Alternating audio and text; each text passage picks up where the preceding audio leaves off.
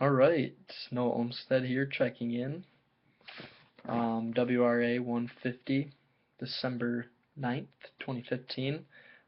Project number 5, just getting a nice reflection on the 4 previous projects that I have completed in this class. Before I start, I'd like to say it's been a great opportunity to be able to dive in to each of these separate projects and really discover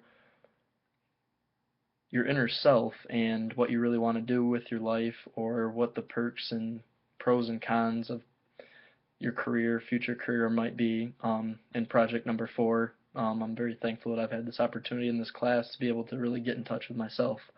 So without further ado, going back to project number 1 was the cultural experience. And I went back when I wrote this paper to my time in New Orleans, Louisiana, and when I did my disaster relief trip down there. In this paper, I took the point of view of the hurricane itself at first, and kind of how it interplayed into the society and the culture down there, and what kind of devastation it brought.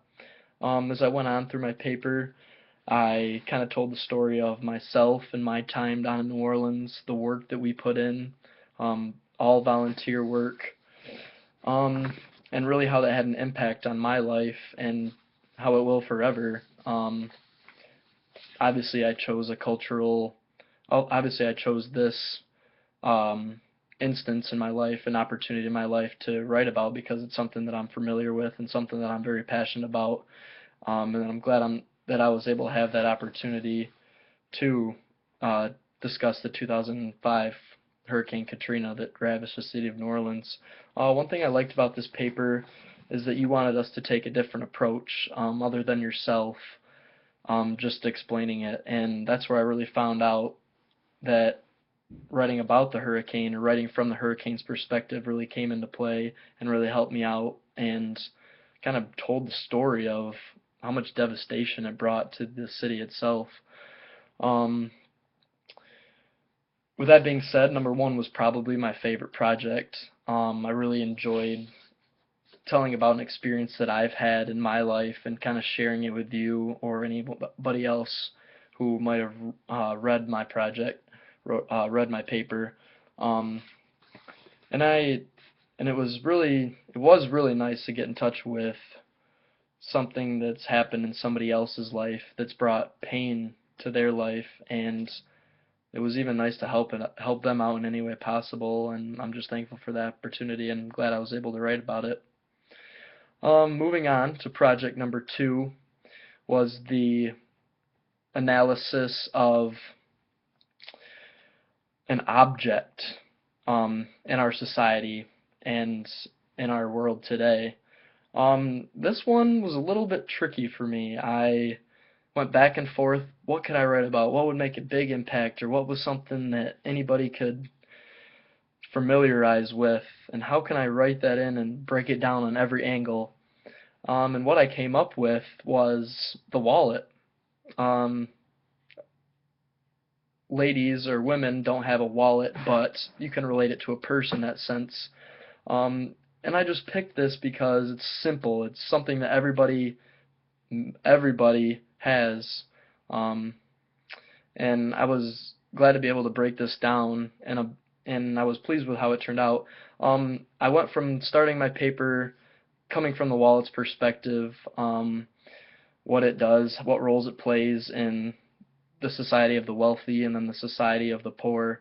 I broke it down to describe what makes the wallet, who makes the wallet, um, where it's sold, and what kind of cultural impacts that has on our society and then the society of poverty.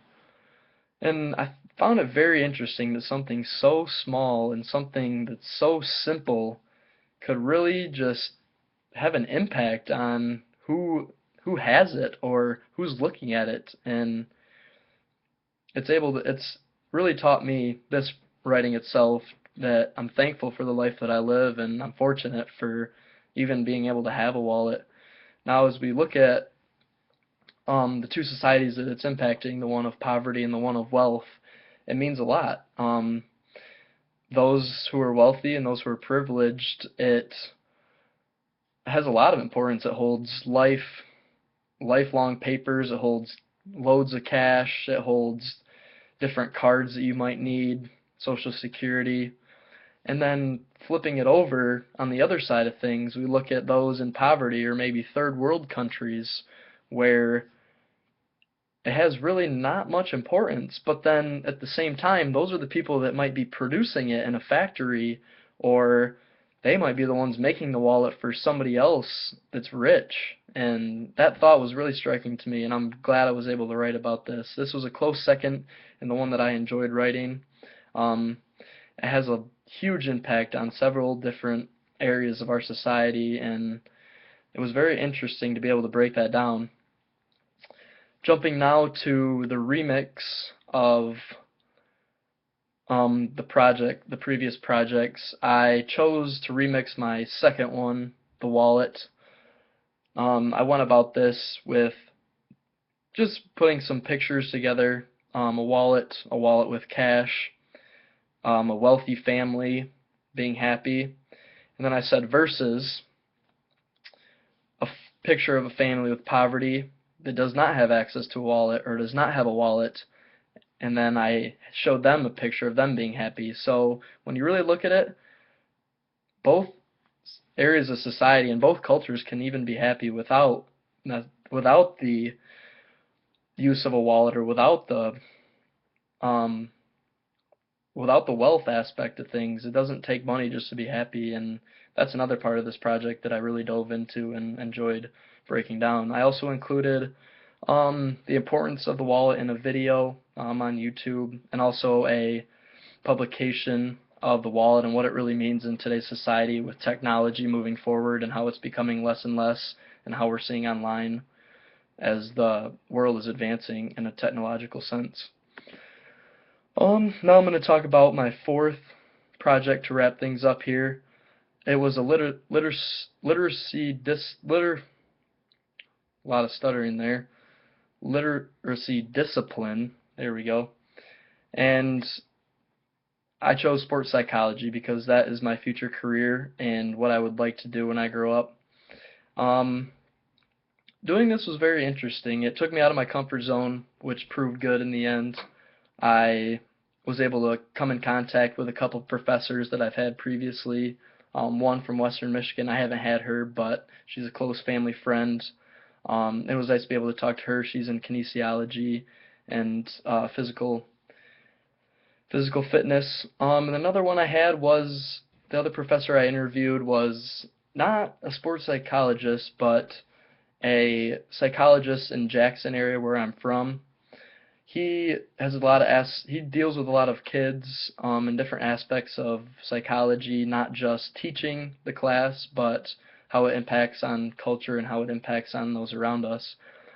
This project was interesting. I liked that I was able to break it down into three different kind of sections: logos, pathos, and ethos, and how that interacted with the project, and how I broke down sports psychology within those three categories.